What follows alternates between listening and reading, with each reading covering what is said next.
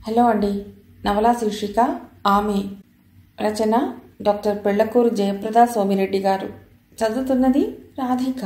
ఇక కథలోకెడితే, కొత్తగా కొన్న మోటార్ బైక్ మీద 3 ఏళ్ల కొడుకుతో విజయ, విద్యాధర్ రెడ్డి నెల్లూరుకి 20 కిలోమీటర్ల దూరంలో ఉన్న మైపాడు బీచ్కి వెడుతున్నారు. విజీ, పడిపోతావు. నీ కుడి చేత్తో నా పొట్ట చుట్టూ పట్టుకో, ఎడం చేయి నా భుజం మీద వేయి. పెళ్ళి 4 ఏళ్లైనా విజయ్లో కొత్తదనం ఇంకా పచ్చగానే ఉంది. మెల్లిగా అతడి చిన్న బొజ్జ మీద చెయ్యి వేసింది. ఇలాగేనా వేయటం అని లాగి గట్టిగా విజయ్ చెయ్యి పట్టుకున్నాడు విద్యాధర్. విజయ్ శరీరంలో కోటి వీణల నాదాలు. మల్లెపువ్వులేంటోయ్, నాకు వాసన రావటం లేదు, కాసింత దగ్గరకు జరుగు. మల్లెపూల వాసన ఎంత దూరానున్నా వస్తుంది, కవ్వించింది విజయ. అయితే నేనే దగ్గరికి వస్తానుండు. డ్రైవ్ చేస్తూనే వెనక్కి జరిగాడు విద్యాధర్. డాడీ, నేను పప్పోతాను. ముందు కూర్చున్న 3 ఏళ్ల సిద్ధార్థ తండ్రి మనస్సును తెలుసుకోకుండా మారాన్ చేశాడు. భర్త వైపు ముందుకు వంగి చిలిపిగా అంది విజయ. రామ్మా సిద్ధార్థ, మా మధ్యలో కూర్చుందువు గాని, బైక్ ఆపమను. వాడు బైక్ ఆపమంటున్నాడు. చిలిపి నవ్వును పెదాల మధ్య బిగిస్తూ భర్తను రెచ్చగొడుతూ అంది విజయ. అమ్మో, నేను ఈ థ్రిల్ని కోల్పోతానా? భుజాలు ఎగరేస్తూ నవ్వి, రారా కన్నా అని కొడుకుని దగ్గరకు లాక్కున్నాడు విద్యాధర్. సడన్ బ్రేక్తో కారాగింది. విజయ్ కల కరిగిపోయింది. ఎప్పటిలాగే ఊహగానే మిగిలిపోయింది. కోటి కలలతో, శతకోటి ఆశలతో తాను అల్లుకున్న పిచ్చుక గూళ్ళు పెళ్ళైన మర్నాడే కూలిపోయాయి. అలాంటిది తను ఇంకా ఆ ఊహాలోకపు మైకంలో నుండి తేరుకోకపోవటం ఎంత పిచ్చితనం. మదర్ థెరీసా హోమ్ కాంపౌండ్లో ఆగిన కారులో నుండి నీరసంగా దిగింది విజయ. అమ్మా, అమ్మా, అమ్మా, అమ్మా. కొన్ని లేత పెదాలు ఆమెను పిలుస్తున్నాయి. కొన్ని చిగురాకుల్లాంటి పాదాలు ఆమెను ఆహ్వానించను ఎదురు వచ్చాయి. కొన్ని లేబ్రాయపు చేతులు ఆమెను చుట్టేశాయి. బుద్ధు. ఆమె వంగి తెల్లటి బుగ్గలతో ప్రజ్వలించే కనుపాపలతో అందంగా ఉన్న ఆ పసివాడిని ముద్దు పెట్టుకుంది. మిగతా పిల్లల కళ్ళల్లో స్పష్టంగా అసంతృప్తి. అది వాళ్ళు బయట పెట్టారు. మీరెప్పుడు బుద్ధునే ముద్దు పెట్టుకుంటారు. స్పృహ వచ్చినట్లయి చటుక్కున బుద్ధుని వదిలేసింది విజయ. అబ్బే, అలాంటిదేమీ లేదమ్మా, మీరంతా నాకు ఒక్కటే. బుద్ధు కాస్త స్పీడ్గా పరిగెత్తుకెళ్ళి నా కాళ్ళను చుట్టేస్తాడు గదూ, అందుకని వాడి ముద్దు పెట్టుకుంటాను.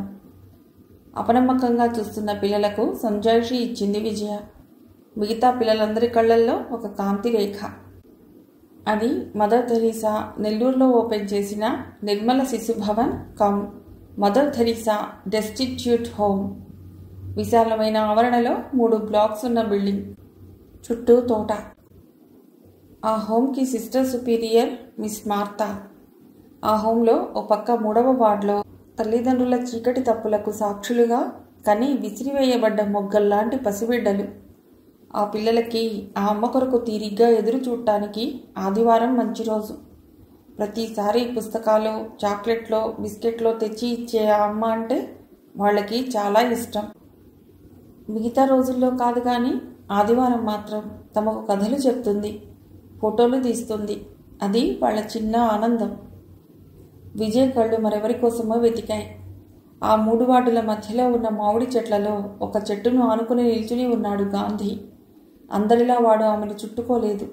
తను తెచ్చిన చాక్లెట్లు, బిస్కెట్లు పంచుతూ గాంధీని కూడా పిలిచింది. వాడు వాటిని అందుకుని మరలా చెట్టు వద్దకు వెళ్ళి తల వంచుకుని తినసాగాడు. సిస్టర్ మార్తా డెస్టిట్యూట్ వార్డులో దుప్పట్లు మార్చి మాసిన దుప్పట్లు చేతిలో పట్టుకుని ఎదురొచ్చింది. హలో విజయ, మా పిల్లలంతా నీకోసం ఎదురు చూస్తున్నారు మార్నింగ్ నుండి. ఊరికే ఎదురు చూడటమేనా? నేను వచ్చేసా కదా, నాకు ముద్దులిచ్చేదేమీ లేదా? చుట్టుకున్న పిల్లల వైపు చూసిందామె. ఇస్తా, నేనిస్తా, నేనిస్తా, నేనిస్తా. అందరినీ చాలా ఓపికగా ముద్దు పెట్టుకుంది విజయ. ఆమె వయస్సు 30. ఆమెది ప్రసన్నమైన మొహం. ఆమె పెదవుల మీద ఆమె చెదరని చిరునవ్వు ఆమెకు ఆత్మీయతతో కూడిన అందాన్ని ఇస్తుంది. ఆమె పెదాలు వాళ్ళ బుగ్గలను ముద్దు పెట్టుకుంటున్నా ఆమె కళ్ళు ఆ చిన్నారి తలలను దాటుకుని దూరంగా చూస్తున్నాయి. 3 ఏళ్ల పసివాడు గాంధీ. ఈ సంరంభం తనది కాదన్నట్లుగా మామిడి చెట్టుకు ఆనుకుని అలాగే నిల్చునే ఉన్నాడు. విజయ, ప్రతిసారి ఏదో తేవాలని నియమం పెట్టుకోవద్దు. సహాయం చేయటానికైనా ఓ హద్దు ఉంటుంది. ఇది సహాయమా? నేను చేస్తున్నది సహాయమా? కాదు మార్తా, ఇది వ్యాపారం. కొద్ది డబ్బు, కొంత శ్రమ పెట్టి పెద్ద పెట్టుబడి లేకుండా ఎంతో విలువైన వీళ్ళ ప్రేమను కొనుక్కున్నాను తెలుసా. రోజు రోజు ఈ వ్యాపారంలో నాకంతే లాభాలని నా గుండెల్లో నింపుకోని స్థలం లేక ఒక్కోసారి పగిలిపోతుందేమోననిపిస్తుంది మార్తా. అలా అంటూ అప్రయత్నంగా ఆమె గాంధీ వైపు చూసింది. వాడు తల వంచుకుని చాక్లెట్లు తింటున్నాడు. బుద్ధు, ఈసారి ఏం తేను? విజయ్ అడిగింది. ఏమీ వద్దన్నట్లు తల అడ్డంగా ఊపాడు వాడు. మాకు బిస్కెట్లు కావాలి. 4 అబ్బాయిలు ఎగిరెగిరి అడిగారు. అందులో వహీద్ ఒకడు. తప్పమ్మా, అలా అడగొచ్చా అని మందలించింది మార్తా. వాళ్ళ నోళ్లు చప్పున మూతపడ్డాయి. విజయ్ నిట్టూర్చింది. వీళ్ళు తప్ప నాకెవరున్నారు మార్తా? ఇప్పుడు మరలా కారెక్కింది మొదలుకుని ఇక్కడికొచ్చే వరకు ఈ పిలుపు కొరకు, ఈ ఆప్యాయత కొరకే కదా ఎదురు చూస్తూ ఉంటాను నేను. జాలిగా చూసింది మా అత్త. ఇక నేను వెడతాను. సండే వస్తాను. అప్పటిదాకా మీరు బాగా చదువుకుని మంచి మార్కులు తెచ్చుకోవాలి. విజయ్ కదిలింది వహీద్ చెయ్యి వదిలేసి. అలాగే నే కూడా. ఓ 2 ఏళ్ల పాప గంతులేసింది. ఉషా, అందుకే నువ్వంటే నాకు చాలా ఇష్టమమ్మా అని ఆ పిల్లనెత్తుకుని గాల్లోకి ఎగిరేసి దించి కారెక్కబోతూ వెనక్కి తిరిగి చూసింది విజయ. హాల్లో నుండి వరండాలో గుండా నిక్కి చూస్తే దూరాన చెట్టు కింద ఇంకా నిల్చునున్నాడు గాంధీ. విజయ్ కారులో కూర్చున్నాక బుద్ధు వీడ్కోలు చెప్తున్నట్టుగా చెయ్యెత్తాడు. వాడికి 6 సంవత్సరాలు. చాలా తెల్లగా, చాలా కళగా ఉంటాడు. వాడు స్కూల్కి వెడుతున్నాడు. ఆ స్కూల్లో వాళ్ళు నేర్పే మర్యాదలు పాటిస్తున్నాడు. విజయ్ కూడా చెయ్యెత్తింది. కారు కదిలింది. ఆమెలో హఠాత్తుగా నీరసం వచ్చేసింది. ఆమె చెయ్యి వాలిపోయింది. ఏస్తుక్రీస్తు బొమ్మ చుట్టూ పెరిగిన క్రోటన్ మొక్కలను చుట్టుకుని మదర్ థెరీసా హోమ్ గేట్ దాటి ఆ మట్టి రోడ్డు మీదికి కారు వచ్చేసింది. ఆ గతుకుల రోడ్డులాగా గతి తప్పిన గమ్యం తెలియని తన బతుకు క్షణక్షణము ఆమె హృదయంలోని అట్టడుగు పొరల్ని తాకుతూనే ఉంటుంది. ఆ మట్టి రోడ్డు మీద నుండి కారు తార్ రోడ్డు ఎక్కుతుంది. అలా మెత్తగా సాగి తన ఇంటి ముందు నిలుస్తుంది. ఎక్కడికి వెళ్ళావు నన్ను వదిలి అని నిష్ఠూరమాడేవారు ఎవ్వరూ లేరు తనకు. నిశ్శబ్దంగా ఆ గేట్లు తెరుచుకోబడతాయి. ఆ నిశ్శబ్దంలో నుండి తన పడక గది అనబడే నిశ్శబ్ద రాజ్యంలోకి వెళ్ళి ఆ పడక మీద పడుకోగానే తన వైపు తిరిగి తన చిన్నారి పాదాలను తన మీద వేసే ఓ చిన్న తోడు కావాలనిపిస్తోంది. తన డొక్కల్లో ముడుచుకుని పడుకోను తనకు ఓ చిన్న బిడ్డ కావాలనిపిస్తుంది. ఆ చిన్నారి డొక్కలు వెచ్చబడితే తన గుండెలు అదిరిపడను. బుగ్గలు సొట్టలు పడేలా నవ్వితే పరవశించను. అయ్యో, పాలు కలిపి పెట్టలేదే అని హైరానా పడను. ఓ చిన్న తోడు కావాలనిపిస్తోంది. పోనీ బుద్ధుని అడిగి తెచ్చేసుకుంటే? తన ఊహకు తనే తుళ్ళిపడి ఆ ఊహే భరించలేనట్లుగా తల విదిలించి పక్కకు తిరిగి కార్టూన్ను గట్టిగా పట్టుకుంది విజయ. ఆ తర్వాత ఆమె కళ్ళల్లో ఉబికి వచ్చిన కన్నీరు గుండె లోపలికి జారింది. కారు ఆగింది. వ్యూ మిర్రర్లో యజమానురాలి కన్నీరు చూసిన డ్రైవర్ చెల్లించాడు. ఎంత శాపగ్రస్తురాలీమే అనుకుని డోర్ తెరిచి నిశ్శబ్దంగా నిల్చున్నాడు. తన బెడ్రూంలోకి వచ్చిన ఆమెకు దుఃఖం ముంచుకొస్తోంది. రోజంతా ఎలాగో గడిపేయవచ్చు, పనితో, వచ్చే గెస్ట్లతో, హోమ్ పిల్లలతో. కానీ పగలంతా గడిచి రాత్రయ్యేసరికి భయంకరమైన శూన్యం ఆమెను చుట్టేస్తుంది. ఆమెకు కావలసిన వాళ్ళు చాలామంది ఉన్నారు. కానీ ఆమె కోరుకున్న వాళ్ళు మాత్రం ఎవరూ లేరా ఆమెకు. అమ్మ, అన్న, తమ్ముడు, వదిన, మరుదలు అందరూ ఉన్నారు. కానీ కడుపులో పెట్టుకునే తల్లి బతికి లేదు. అక్కున చేర్చుకోవలసిన భర్త ఎక్కడున్నాడో ఎప్పుడొస్తాడో తనకే తెలియదు. తన పక్కలో వెచ్చగా నిద్రపోవలసిన పిల్లలు లేరు. విజయ మామగారు 2 కొడుకులకు ఒకే కాంపౌండ్లో 2 ఇళ్లు కట్టించి పరమపదించారు. ఆ ఇళ్ల మధ్యలో కాంపౌండ్ వాల్ లేకపోవడంతో పిల్లలు ఏ ఇంట్లో ఉన్నారో ఎవరికీ తెలియదు. విజయ తోటికోడళ్ళ ఇంట్లో రాత్రి అందరూ వచ్చి పడుకుంటున్నారో లేదో ఎవరికీ పట్టదు. బావగారికి తన బిజినెస్లో ఎవరిని ఎలా మోసం చేయాలో అనే ఆలోచన తప్ప ఇంకో ధ్యాస లేదు. తోటికోడలు తులసికి పూజలు, షాపింగ్, ఇంకాస్త వ్యవధి దొరికితే పనివాళ్లను తిట్టడం తప్ప తన పిల్లలకు తన ఇంట్లో గురువు తనే అనే సంగతి మర్చిపోతుంది. అలా ఆమె మర్చిపోవటం ఈనాటి సంగతి కాదు, 20 ఏళ్ల సంగతి. ఆమె పెద్ద కొడుక్కి ఇప్పుడు 22 ఏళ్లు, రెండో కొడుక్కి 20, కూతురికి 16 ఏళ్లు, ఆఖరి వాడికి 12. విద్యాధర్ కంటే వాళ్ళన్న చాలా పెద్దవాడు. కొడుకులు బార్ల వెంట తిరుగుతున్నా అది అంతగా పట్టించుకోవలసిన విషయంగా అతడికి అనిపించదు. కూతురు పొద్దుపోయి వస్తున్నా అది మందలించవలసిన సంగతిగా ఆమెకు కనిపించదు. పిన్ని. ఎవరు? నేను పిన్ని. ఏమా భావన, రా కూర్చో. తలుపు తెరుచుకుని వచ్చిన తులసి కూతురు భావనతో అంది విజయ. కూర్చోను, టైం లేదు పిన్ని, నాకు అర్జెంటుగా మనీ కావాలి. అమ్మ గుడికి వెళ్ళింది, 500 రూపాయలు. నువ్విస్తే అమ్మ రాగానే తిరిగి ఇచ్చేస్తాను. ఎందుకమ్మా? ఇంటూ చదువుతున్న భావనకు అంత డబ్బు అవసరం ఇప్పుడేమొచ్చింది అని మనసులో అనుకుంటూ అంది. నా స్నేహితురాలి బర్త్డే పిన్ని, ఈరోజు ఏదైనా ప్రెజెంటేషన్ కొనివ్వాలని. అమ్మ ఇంత ఖర్చని కోప్పడదు. కబడ్ తీసి పర్స్ నుండి 500 రూపాయల నోటు తీసిచ్చి అంది విజయ. అసలు నువ్వు అడిగినట్లు ఎప్పుడూ అమ్మ డబ్బడిగితే ఎందుకు అని అనదు అని విజయ్ మీద ఓ బాణం విసిరింది భావన. 500 నిజంగా స్నేహితురాలికి ప్రెజెంటేషన్ కొరకేనా? దేనికైతే తనకెందుకు, కానీ పసిపిల్ల పాడైపోతుందేమో. ఈ పిల్ల ఇలా ఖర్చు చేస్తుంటే బెల్లం చుట్టూ ఈగల్లా వాలే జనంలో ఎవరైనా ఆ పిల్ల భవిష్యత్తును ఛిద్రం చేస్తారేమో. మొగ్గల్లాంటి పిల్లల్ని ఇప్పుడే కదా కాపాడుకోవాలి అని విజయ్ అనుకుంటుండగానే వస్తాను పిన్ని అనేసి విజయ్ ఇచ్చిన మనీ తీసుకుని ఆమెకు మరో మాట మాట్లాడే అవకాశం ఇవ్వకుండా వేగంగా బయటకు వచ్చేసి ఆటో ఎక్కి శివాలయానికి వెళ్ళింది భావన. ఆలస్యం అయిందే అంటూ ఎదురొచ్చాడు సేతుమాధవ్. ఎంతసేపటి నుండి ఎదురు చూస్తున్నానో తెలుసా? ఆమె చెయ్యి పట్టుకున్నాడు. మా పిన్ని ఒక పట్టాన నన్ను రానీలేదు నవ్వింది భావన. అతని చెయ్యి పట్టుకుని అతన్ని ఆనుకుని నడుస్తోందామె. ఆమెకు తెలుసా మన విషయం? తెలిసిపోయింది. చిలిపిగా నవ్వుతున్న భావన చుట్టూ చేతులేసి ఆర్తిగా దగ్గరకు లాక్కుని వదిలేశాడు. తెలిసిపోతే ఇంకా మంచిది. ఆహా, ఎంత ఆశ! నడుస్తున్న వాడల్లా ఆగి ఇంత ఆశ అని 2 చేతులు దూరంగా చేసి చాపాడు సేతుమాధవ్. అంత తొందరగా మా వాళ్ళు నన్ను నీకిచ్చేస్తారా? కాస్త దిగులుగా, కాస్త అల్లరిగా అంది భావన. ఎంత కష్టపడమంటావు చెప్పు? ఎంత కష్టమైనా పడతాను. ఎంత కష్టపడతావు? ఇంత. చటుక్కున వంగి ఆమె పెదాల మీద ముద్దు పెట్టుకున్నాడు.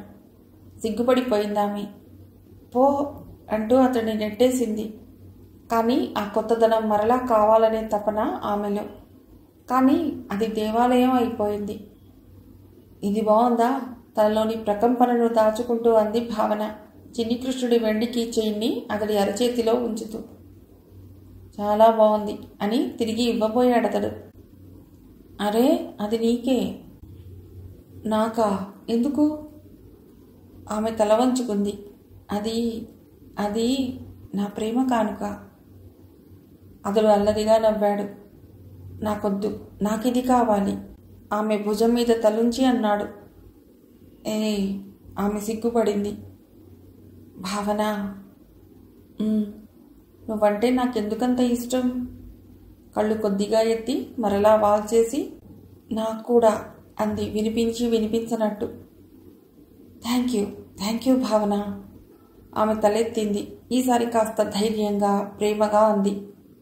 నిజం, నాకు నువ్వంటే చాలా ఇష్టం. అతడు మాట్లాడలేదు, కానీ ఆరాధనగా చూస్తున్నాడు, ప్రేమగా చూస్తున్నాడు, ఆర్తిగా చూస్తున్నాడు. మరలా తలెత్తి చూసింది భావన. అతడు చిరునవ్వుతో అలాగే భావన వంకే చూస్తున్నాడు. అతడు లేందే బతకలేననిపించింది భావనకు. విజయ, ఇది చూసేవాళ్లకు బాగుండదమ్మా. చూసేవాళ్ళంటే ఎవరు? కాస్త బిత్తరపోయింది తులసి. ఇంతకీ ఏ విషయం గురించి మీరు మాట్లాడేది?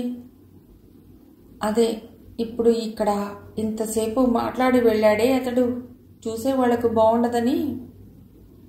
అతనటు వెళ్ళటంతోనే తులసి వచ్చి ఇది చూసేవాళ్లకు బాగుండదమ్మా అనగానే విజయ్కి అర్థమైపోయింది. అందుకే కంగారు పడలేదు. అక్క, అతడు తన కూతురికి ఏదైనా స్కూల్లో సీటు కొరకొచ్చాడు. ఈ ఊరు అతడికి కొత్తట. పైగా అడ్మిషన్స్ టైం అయిపోయింది. అన్ని స్కూళ్ళకి ఫోన్ చేసి కనుక్కునేటప్పటికీ కాస్త లేట్ అయ్యింది. జరిగింది చెప్పవలసిన బాధ్యత తన మీదున్నట్లుగా అంది విజయ. అవునులే, అంతకంటే ఏముంటుంది, అదే అనుకున్నాను. తృప్తిపడి వెళ్ళిపోయింది తులసి. తులసి చాలా అమాయకురాలు. బహుశా ఆమె భర్త చెప్పి పంపి ఉంటాడు. అతడికి తన మరదలు వేరుగా ఉండటం ఇష్టం లేదు. పైగా పిల్లలు లేని మరదలు. ఎలాగైనా అందరూ కలిసిపోతే ఆమె ఆస్తి తమ ఆస్తిలో కలిసిపోతుంది. తమ్ముడు ఎలానూ ఇల్లు పట్టకుండా తిరుగుతున్నాడని అతడి భావన. విజయకు చాలా దిగులుగా అనిపించింది. ఇంకో 10 ఏళ్లు తొందరగా గడిచిపోతే బావుండు. ఈ వయస్సు, ఈ అందం తరిగిపోతే బావుండు అనుకుంది. తన కోరికలను ఎలా అయినా కంట్రోల్ చేసుకోవచ్చు, కానీ లేనివి కల్పించి అనేవాళ్ళని కంట్రోల్ చేయటం ఎలా? దిగులుగా ఉన్న విజయ్ దగ్గరకు బెరుగ్గా వచ్చి నిల్చుంది రజియా. అమ్మా, ఈరోజు మీరు నన్ను వహీద్ దగ్గరకు పంపిస్తానని చెప్పారు. అలాగే వెళ్ళు అని నీరసంగా మరలా పడుకోబోతున్న యజమానురాలిని పిలిచింది. అమ్మా. ఏం రజియా? నాకు వహీద్ని తెచ్చేసుకోవాలనుంది. ఉలిక్కిపడి మరలా లేచి కూర్చుంది విజయ.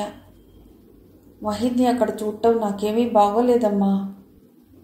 అక్కడ అందరూ పిల్లల్ని బాగానే చూస్తున్నారుగా రజియా అంది తేరుకుని. బాగానే చూస్తున్నారమ్మా, కానీ నాకే ఏమిటో ఒంటరితనం అనిపిస్తోంది. తనెంత మొండిది, తనెంత కఠినాత్మురాలు. మరొక్క మారు మనసులోనే అనుకుని నిట్టూర్చి, ఒకటి కావాలనుకుంటే మరొక దాన్ని కోల్పోవలసిందే అని సర్దుకుంది. చూడు రజియా, మన గురించి కంటే మన బిడ్డల భవిష్యత్తు గురించే ఎక్కువ ఆలోచించాలి మనం. అది ఆలోచించే ఈ పని చేస్తున్నానమ్మా. తండ్రి మిగలకపోయినా నేను వాడికి ఇంకా మిగిలి కూడా ఎవరూ లేనట్టు అలా వదిలేయటం. రజియా, వహీద్ని మన చుట్టూ ఉన్న ప్రపంచం శాంతంగా బతకనీయదు. వాడికక్కడ అంతా అలాంటి వాళ్లే. కానీ ఇక్కడ అలా కాదు. వాడి జీవితాన్ని వాడికి గుర్తు చేసి మనస్సు పాడు చేస్తారు. అమ్మా, నీవిలాంటి దానివా అని వాడి చేతే నేను అనిపించే సంఘంలోకి వాడిని నెట్టడం నాకిష్టం లేదు రజియా. లేదమ్మా, మా అమ్మ కాబట్టే నన్ను ఇంత వాణ్ణి చేసింది అని వాడనేంత గొప్పగా వాణ్ణి పెంచాలని ఉంది. పెంచగలనో లేదో కానీ దిగులుగా చూసింది రజియా. విజయ్ గుండెల్లో ముళ్ళుగుచ్చుకున్నట్లయింది. రజియాలో ఎంత ఆత్మవిశ్వాసం! ఆలోచిద్దాంలే రజియా, తొందరపడకు అని రజియాని పంపేసింది విజయ. రజియాని కూడా ఇలాంటి శూన్యంలోకి బతకమనేనా తను రజియాను సలహా ఇస్తోంది? పోనీ ఆమెతో పాటుగా వహీద్ కూడా ఇక్కడే ఉంటే? వద్దు వద్దు, ఈ వాతావరణంలో మొగ్గలాంటి ఆ బిడ్డ వద్దు. వికసించకముందే విషపూరితం చేస్తారు వీళ్ళు. ఒకనాటి దిగులు చిక్కటి దిగులు. ఎండిపోయిన తన కళ్ళల్లో ఆ దిగులు కన్నీటి రూపంలో బయటికొస్తే ఎంత బావుండో. అరే, అంత చిన్న పాప ఎక్కడిది అని ఆశ్చర్యపోయి, ఎంత పిచ్చి ప్రశ్న! ఇలాంటి పిల్లలు ఇంకెక్కడి నుండి వస్తారు అని నిట్టూర్చింది విజయ. పొద్దున్నే మన కాంపౌండ్ గోడ దగ్గర ఎవరో వదిలేసి వెళ్ళినట్లున్నారు. ఆ చిన్న పాప ఏడుస్తుంటే పెద్దమ్మగారు వెళ్ళి తీసుకుని వచ్చారు చెప్పింది ఆయా. విజయ మాట్లాడలేదు. ఆ సీన్ని ఊహిస్తోంది. అసలు వీళ్లకు ప్రాణం ఎలా ఉప్పుతుందో అంది ఆయా. ఆ ఆయా పేరు సంజీవి. ఆమె బిడ్డ ఈ మధ్యనే యాక్సిడెంట్లో చనిపోతే విరక్తి చెంది ఈ హోంకొచ్చి చేరిపోయింది ఆయాగా. ఇంతమంది బిడ్డలకు తల్లిగా. అలా అనకు సంజీవి, ఆమె అందరిలాగే తల్లి. కానీ అంతటి బలమైన మమకారాన్ని కూడా ఆలోచించకుండా బిడ్డనిక్కడ పారేసి వెళ్లారంటే ఆ పిల్లను ఎవరెవరు తరిమి కొడుతున్నారో. తనకు పుట్టిన బిడ్డను పెంచటానికి వీల్లేదని ఏ సాంప్రదాయాలు శాసిస్తున్నాయో. సంజీవి మాట్లాడలేదు. విజయ ప్లేగ్రౌండ్ వైపు నడిచింది. అక్కడ అరుణ్, బుద్ధు గొడవ పడుతున్నారు. తప్పు కదమ్మా బుద్ధు. చూడు, ఇప్పటిదాకా నీ ఇష్ట ప్రకారమే ఫుట్బాల్ ఆట ఆడావు కదూ. ఇప్పుడు అరుణ్ అడిగినట్టు త్రోబాల్ ఆడటం న్యాయం కదూ అంది విజయ అరుణ్ దగ్గరకు తీసుకుంటూ. తనది తప్పైనట్టు గబగబా తలూపి అలిగిన అరుణ్కు సారీ చెప్పాడు బుద్ధు. బుద్ధు ఇలారా పిలిచింది విజయ. చూడు, నేనది తప్పన్నానని నువ్వు తప్పైందని ఒప్పుకోనక్కర్లేదు. అసలు నువ్వు చేసిన పనిలో తప్పేమిటో చెప్పు. తెల్లమొహం వేశాడు వాడు. నీ తప్పేమిటో తెలియకుండానే నీ తప్పును ఒప్పుకోకూడదు బుద్ధు. నువ్విప్పుడు చిన్నపిల్లాడివి. నువ్వు తప్పు చేస్తే చెప్పడానికి మేమంతా ఉన్నాం. కానీ నీవు పెద్దవాడివి అవుతావు. అప్పుడు నీకెవరు చెప్తారు నీ తప్పు గురించి? వాడు వెర్రిగా చూశాడు. వాడి వయస్సుకు నువ్వు చెప్పేది బోధపడదు విజయ అని నవ్వింది థెరిసా. నో సిస్టర్, ఈ వయస్సు నుండే వాళ్ళు మారాలి. మొదటి స్టెప్ తన తప్పు తను తెలుసుకోవాలి. వీళ్ళు పెద్దయ్యాక వీళ్ళలో సెల్ఫ్ ఎనలైజేషన్ ఉండాలి. అది కాక ఎవరైనా ఇది తప్పు అని చెప్తే తప్ప తన తప్పులను గ్రహించలేని పరిస్థితి వస్తే చాలా కష్టం. తప్పును ఒప్పుగా, ఒప్పును తప్పుగా మార్చగల సమర్థులైన స్నేహితులు చాలామందే దొరుకుతారు. నవ్వేసి వెళ్ళిపోయింది థెరిసా. ఆ సాయంత్రం మనసు బాగోలేక టెర్రస్ మీదికొచ్చింది విజయ. ఈ మధ్యాహ్నమే తెలిసింది తను 6 సంవత్సరాలుగా నాగ్పూర్లో ఉన్న ఓ సంస్థకు చేస్తున్న సహాయం ఇంతవరకు వాళ్ళకు అందలేదని. ఆ సంస్థ పేరు మీద డొనేషన్ అడగను వచ్చిన అతడు తనను మోసం చేశాడని. ఎంత అమానుషం అది! మోసం చేయటం సంగతి వదిలేసినా ఆ అనాథ పిల్లల్ని మోసం చేయటం ఎంత దురన్యాయం! అలా విచారంలో మునిగి ఉన్న విజయకు ఎదురుగా ఏదో నీడ కనపడటంతో తలెత్తి చూసింది. ఎదురుగా భావన. ఈ మధ్య తను గమనించలేదు. భావన చాలా చిక్కిపోయింది. ఏమైందమ్మా? ఆ పిల్ల బావురమంది. విజయ తత్తరపడింది. ఏమైంది ఏమైంది? ఈసారి దగ్గరగా జరిగి కూర్చుని ఆతృతగా అడిగింది. అరగంట దాకా విజయ్ చేత అడిగించుకుని ఆమె చెప్పిన జవాబు విజయను భయంలోనూ విచారంలోనూ ముంచేసింది. ఎవరతను? చెప్పింది భావన.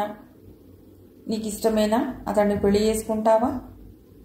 అమ్మ ప్రాణం తీస్తుంది అని ఏడ్చిందామె. కూతురు ప్రవర్తనను పట్టించుకొని తల్లికి కూతురు చేసిన తప్పుకు ఆమె ప్రాణం తీసే అధికారం లేదు. ఆ తప్పు అసలు ఆమెది అని చెప్పాలనుకుంది విజయ. కానీ అలా చెప్పలేదు. విజయ్ చెప్పాలనుకున్నవెన్నో చెప్పదు. లాభ నష్టాలు, మంచి చెడ్డలు బేరీజు వేసుకుని నిశ్శబ్దంగా ఉండిపోతుంది. మొదట ఇది చెప్పు. ఇది నీకిష్టమేనా? నీకిష్టమైతే మీ అమ్మను ఒప్పించి నేను పెళ్లి చేస్తాను. అమ్మ ఒప్పుకోదు. వాళ్ళ కులం వేరే. నేను అడుగుతున్నది నీ ఇష్టం గురించి కోపంగా అంది విజయ. ప్రేమించటానికి, తిరగటానికి గుర్తుకురాని కులం ఆ పిల్లకు ఇప్పుడు గుర్తొస్తోంది. నీకిష్టం లేకపోతే ఎవరికీ తెలియకుండా అబోర్షన్ చేయిస్తాను. ఆ తర్వాత మరలా ఇదే తప్పు జరగకూడదు. ఆ మాట మీదైతే నేను నీకు సహాయం చేస్తాను. ఆ పిల్ల వయస్సు, అమాయకత్వం కలిసి చేసిన తప్పును క్షమిస్తూ అంది విజయ.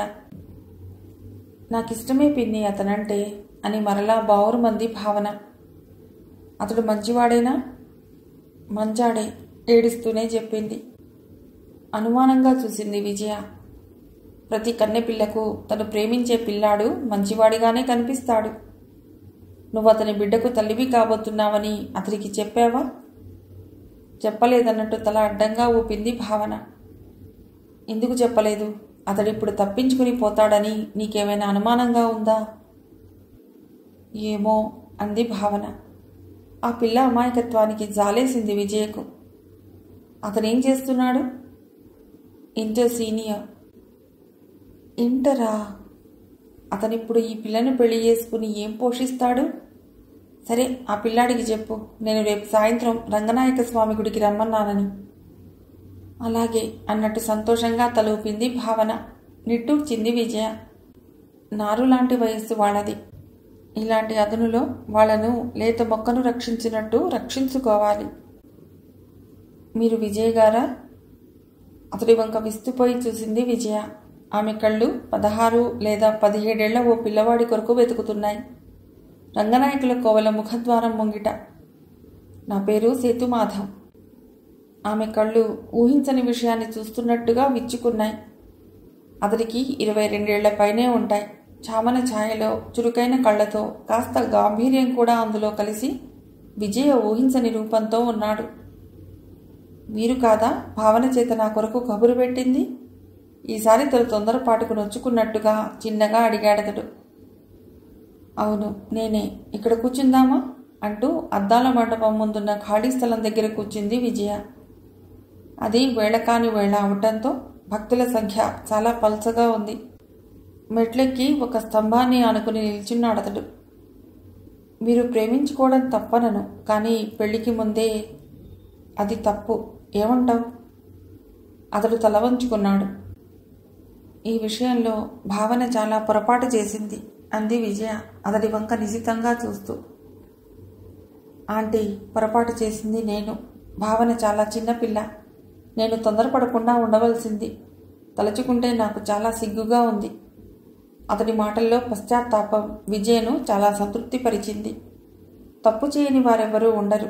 కనీసం రియలైజేషన్ ఉంటే చాలు. మరోసారి బాధ ఇంకొకరికి కలిగించకుండా. ఆ పిల్ల తల్లి కాబోతోంది. నీకు తెలుసా? నిజమా? నాకు చెప్పనే లేదు. మొదట విపరీతంగా సంతోషపడ్డాడతడు. తర్వాత భయంగా చూశాడు. ఇప్పుడేం చేయాలి? పెళ్లి చేసుకుంటా తగ్గు స్వరంతో అన్నాడతడు. మీ ఇంట్లో వాళ్ళు ఇద్దరినీ పోషించడానికి ఇష్టపడతారా? వాళ్ళు ఇష్టపడ్డా వాళ్ళకు ఆ శక్తి లేదు. నా చదువు పూర్తయి నేను వాళ్ళని పోషించే రోజు కొరకు 1000 కళ్ళతో ఎదురు చూస్తున్నారు. పోనీ భావనకి ఆస్తిపాస్తులున్నా బాగుండేది. దాంతో నువ్వు ఉద్యోగస్తుడు అయ్యేదాకా ఖర్చులు జరిగిపోయేవి. అతడి కళ్ళలోకి నిశితంగా చూస్తూ అంది విజయ గుంభనంగా. ఒకవేళ ఆమెకు ఆస్తిపాస్తులున్నా మీరేమీ అనుకోకపోతే వాటి మీద పారాసైట్లా బతకాలం లేదు. ఇప్పటికే నేను కాదన్న భావన నా కొరకు చాలా ఖర్చు పెట్టింది. ఆమె సంతోషం కొరకు నాకది తప్పలేదు.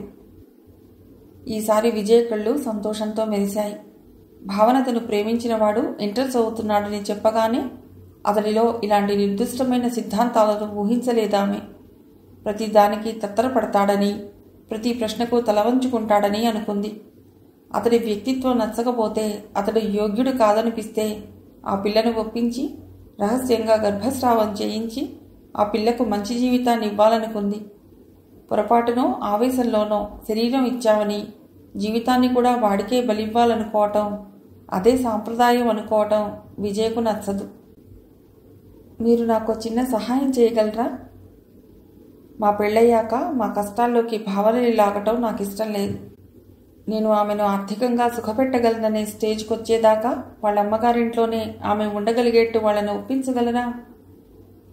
ఓకే, నేను ఎలాగైనా భావన పేరెంట్స్ని ఒప్పించడానికి ప్రయత్నిస్తాను. ఈ విషయం మీ అమ్మా నాన్నకు కూడా చెప్పి ఉంచు. పరిస్థితులు ఎలా వచ్చినా భావనను నువ్వు వదులుకోవుగా. స్నేహితుడిగా మిగిలిపోవటానికి ఇష్టపడతాను కానీ మోసగాడిగా మాత్రం కాదు.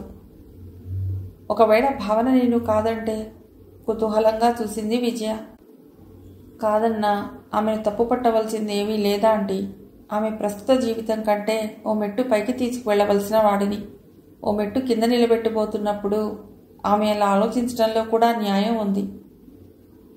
యు గ్రేట్ అనుకుంది విజయ మరోసారి.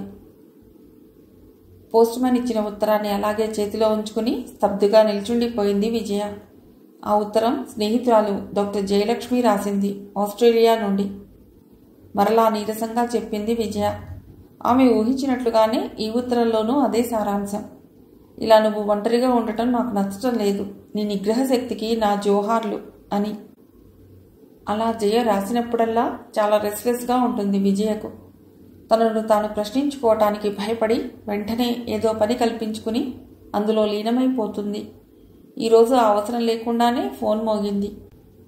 హలో, విజయ్ గారు కావాలి, పిలుస్తారా కాస్త?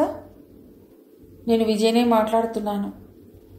నేను సేతుమాధవన్ ఆంటీ. అతడి గొంతు ఈరోజు చాలా సంతోషంగా ఉంది. మా నాన్న అమ్మ ఒప్పుకున్నారా ఆంటీ?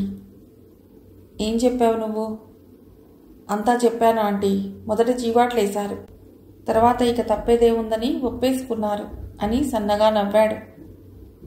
నేను ఇంకా భావనతో కూడా ఏ విషయమూ చెప్పలేదు. ఆంటీ, హలో ఆంటీ, భావనతో చెప్పేయండి. నాకెందుకో ఆ విషయం తెలిసినప్పటి నుండి చాలా టెన్షన్గా ఉంది. ఆమెకు దూరంగా ఇక బతకలేననిపిస్తోంది. విజయ మాట్లాడలేకపోయింది. భావన, నువ్వెంత అదృష్టవంతురాలివి. జీవితంలో ఒక్కసారైనా ఇష్టమైన మగవాడి నోటి వెంట నిజాయితీగా నువ్వు లేందే నేను బతకలేను అని అనిపించుకోవటం ఆ ఆడదానికి అదెంత అదృష్టం. నిట్టూర్చింది విజయ. ఆమెకు ఎక్కడికక్కడే తన జీవితం గుర్తుకొస్తుంటుంది. తల విదిలించుకున్నా వెంటాడుతూనే ఉంటుంది. ఆంటీ, చిన్న సహాయం చేయగలరా? ఒకసారి భావనను తీసుకురాగలరా? ఆమె మా ఇంట్లో అడ్జస్ట్ అవ్వగలదో లేదో పెళ్లికి ముందే తెలుసుకుంటే బాగుంటుంది. అలాగే, అడ్రస్ చెప్పు. థ్యాంక్స్ ఆంటీ, ల్యాండ్ మార్క్ చెప్పాడు సేతుమాధవ్. ఫోన్ పెట్టేసి ఇటు తిరిగిన విజయకు ఎదురుగా భావన చాలా కుతూహలంగా, చాలా రెస్లెస్గా. సేతుమాధవ్ ఫోన్ చేశాడు. ఆ పిల్ల కళ్ళు విప్పారాయి. ఏమన్నారు పిన్ని? అంతా చెప్పింది విజయ. అంతవరకు వాళ్ళు ఒప్పుకుంటే చాలనుకున్నట్టు ఎదురు చూసిన భావన అతడి ఇబ్బందులను విన్నాక దిగులుగా చూసింది. ఎప్పుడెడదాం అని అడిగిన పిన్ని ప్రశ్నకి సాయంత్రం వెళదాం అంది నీరసంగా. ఇంకా స్కర్టు వేసుకునే వయసే భావనది, కానీ ఆడపిల్లగా ఆ పిల్లకెన్ని సమస్యలు. భావన క్లాస్కి వెళ్ళిపోయింది. మధ్యలో ఫోన్ రావడంతో అక్కడే వదిలేసిన ఉత్తరాన్ని మరలా తీసుకుంది విజయ. జయ ఉత్తరంలో ఇంకేమైనా కబుర్లు చెప్తే బావుండు. విజయ, మనిషికి తోడు అవసరం. తోడు లేకుండా నీవు బతకగలను అనుకుంటే అది ఆత్మవంచన. ఆయన తోడు నీకు, నీ తోడు ఆయనకు. ఆగింది విజయ. భర్త భార్యకు తోడునిస్తాడా? మరలా అతడి జ్ఞాపకాలు.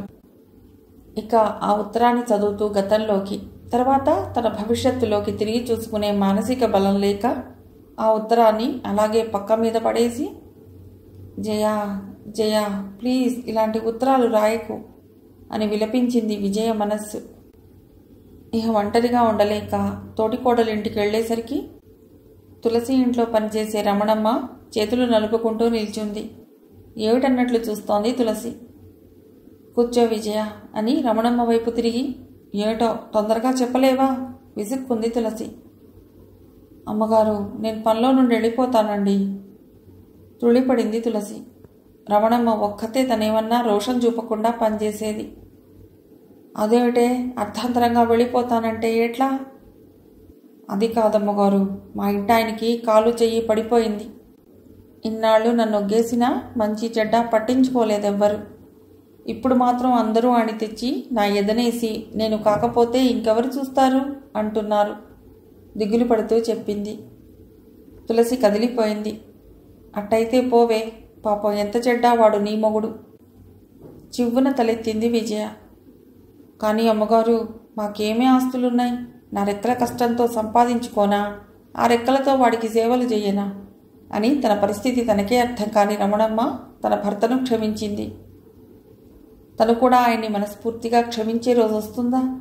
అతడు మారి మనిషై తనని మనిషిగా గుర్తించి తిరిగి వస్తే తను అతడిని క్షమించి అతడితో కాపురం చేయగలుగుతుందా? ఏమో. అప్పుడే ఆయన తనని వదిలి వెళ్ళి సంవత్సరం అవుతోంది. అతడు ఎక్కడున్నాడో అందరికీ తెలుసు. పైగా మగాళ్ళన్నాక సవాలక్ష చేస్తారు. ఆడదానిలో ఓర్పుండాలి అనే మగాళ్లే తన చుట్టూ. అతడి దృష్టిలో తను కేవలం అతడి బిడ్డల్ని కనిపించవలసిన యంత్రం. సమాజానికి తను భార్య, అతడో భర్త. తన శరీరానికి ఆడది కావాలనిపిస్తే దగ్గరకు రాను. తనకో భార్య, అంతే. భార్య భర్తకు మరేమీ కాదు. ఒక రకంగా ఉంపుడు గత్తెకు పిల్లల్ని కనివ్వవలసిన తనకు పెద్ద తేడా ఏమీ లేదు అతడి దృష్టిలో. కారణం, అతడు కోరుకున్న పిల్లల్ని తను ఇవ్వలేకపోయింది. పిల్లల్ని కనివ్వలేవు కానీ తను వినే మొదటి వాక్యం అది. అతడు తనను వదిలి వెళ్ళిన ఈ సంవత్సరం రోజులు మనస్సు హాయిగా ఉంది. అతడికో బిడ్డను కనివ్వవలసిన బాధ్యత తప్పింది. అతడికి వారసులు కావాలి. అతడి ఆస్తికి వారసులు కావాలి. అతడి దుర్గుణాలకు వారసులు కావాలి. కానీ అలాంటి వారసులు తనకొద్దు. అశాంతితో కళ్ళు మూసుకుంది విజయ. మూసుకున్న కళ్ళ ముందు తనని కొన్ని ఏళ్లుగా అనాథగా వదిలేసిన భర్తను క్షమించేసిన రమణమ్మ. మిగిలిన కథ తర్వాతి భాగంలో.